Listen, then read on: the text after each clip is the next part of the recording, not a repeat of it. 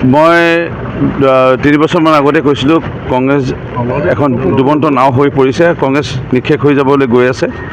আৰু ইয়াৰ কাৰণটোৱে হ'ল ৰাহুল গান্ধী, ইয়াৰ কাৰণটোৱে হ'ল পৰিয়ালকেন্দ্ৰিক যিটো ৰাজনীতি, আৰু ইয়াৰ কাৰণটোৱে হ'ল অন্যতম ৰাজ্যত থকা কংগ্ৰেছৰ নেতৃবৰ্গৰ কেৱল মই কৰি পেলাই যিটো তেওঁলোকে মই অৰ্থাৎ মোৰ পদবীবিলাকে মই কৰিলোঁ, অকল মইতে যিটো থাকিল, এইটো মই বুলি এটা গানো ওলাইছে, মইটো মই বুলি এটা ওলাইছে যে সেইটোৱে চলি থাকিল কংগ্ৰেছৰ, আৰু সেইটো কাৰণে কংগ্ৰেছ আজি খতম হ'বলৈ গৈ আছে।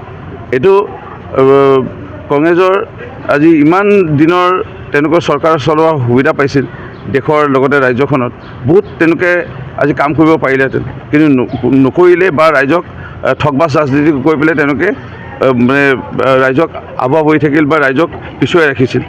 আৰু এটা ৰাজনীতি কংগ্ৰেছে খুব ভালকৈ খেলিব জানিছিল, সেই ভয় ভাবুকি ৰাজনীতি, যে আমুক আহিলে আমুক কৰিব, একদম বাঘে ধৰিব বা একদম শিয়ালে টানি লৈ যাব, এই যিটো সাধুকথাৰ দৰে এটা ৰাজনীতি, এইবোৰ কৰি পেলাই তেওঁলোকে ৰাইজক ভুল পথে পৰিচালিত কৰিছিল। ৰাইজ আজি বুজি উঠিছিলে যে প্ৰকৃত অৰ্থত দেশৰ প্ৰধানমন্ত্ৰী নৰেন্দ্ৰ মোদীৰ নেতৃত্বত আজি উন্নয়ন হৈছে। অসমৰ মাননীয় মুখ্যমন্ত্ৰী ডক্টৰ হিমন্ত বিশ্ব শৰ্মা ডাঙৰীয়াৰ নেতৃত্বত আমি নোপোৱা কিবা এটা আমি পাবলৈ এতিয়া গৈ আছোঁ, আৰু চৰকাৰ এখনে ইচ্ছা যদি কৰে অসম্ভৱটো সম্ভৱ মানে হ'ব পাৰে। এইটো আমাৰ বিজেপি কেন্দ্ৰীয় ৰাজ্য চৰকাৰে প্ৰমাণ কৰি দেখুওৱাৰ পিছত ইতিমধ্যে ৰাইজে প্ৰতিপন্ন হৈছে, আৰু যাৰ কাৰণে ভাৰতীয় জনতা পাৰ্টীৰ বা মিত্ৰজোঁটৰ পক্ষত আজি ভোটদান কৰিছে। যোৰহাট লোকসভা সমষ্টিক লৈ কি ক'ব? চাওক, আমি বহুত ভোটত আমি জয় হ'ব লাগিছিল, কিন্তু আমি এটা বৃহৎ পৰিমাণত হ'লেও ভোটত আমি জয় হ'ম। ইয়াত আমি অকণমান ভোট কমাৰ কাৰণ অন্য একো নাই। ইয়াত এছাম ইণ্টেলেকচুৱেল বুলি ক'ব পাৰি, ইণ্টেলেকচুৱেল বা বেছি জ্ঞানী মানুহে বিভিন্ন ধৰণৰ এটা অপপ্ৰচাৰ কৰিব চেষ্টা কৰিল, আৰু গৌৰৱ গগৈ হৈ তেওঁলোকে ভিতৰুৱাকৈ এটা প্ৰচাৰ কৰিব চেষ্টা কৰিছিল। সেইটো অপচেষ্টা। তেওঁলোকে জানিব লাগে দেশৰ প্ৰধানমন্ত্ৰী নৰেন্দ্ৰ মোদী ডাঙৰীয়া 400তকৈ অধিক আসন লৈ পেলাই তৃতীয়বাৰৰ বাবে প্ৰধানমন্ত্ৰী হ'বলৈ গৈ আছে। অসমত ইয়াত দক্ষ মুখ্যমন্ত্ৰী ডক্টৰ হিমন্ত বিশ্ব শৰ্মা ডাঙৰীয়াই গুলি নুফুটা, বম নুফুটা, ধৰ্ণা প্ৰতিবাদ আজি 3 বছৰেই হ'ল।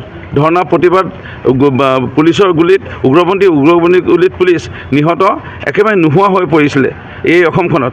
এনে এটা কেতিয়াও দৃশ্য আমি ভাৰতৰ স্বাধীনতা হোৱাৰ পিছৰ পৰা বা 40 বৰ্ষ ধৰি আমি দেখা নাছিলোঁ। এনে এটা পৰিৱেশত যেতিয়া শান্তি আহিল, ইয়াত ক্ৰমান্বয়ভাৱে উন্নয়ন হৈছে।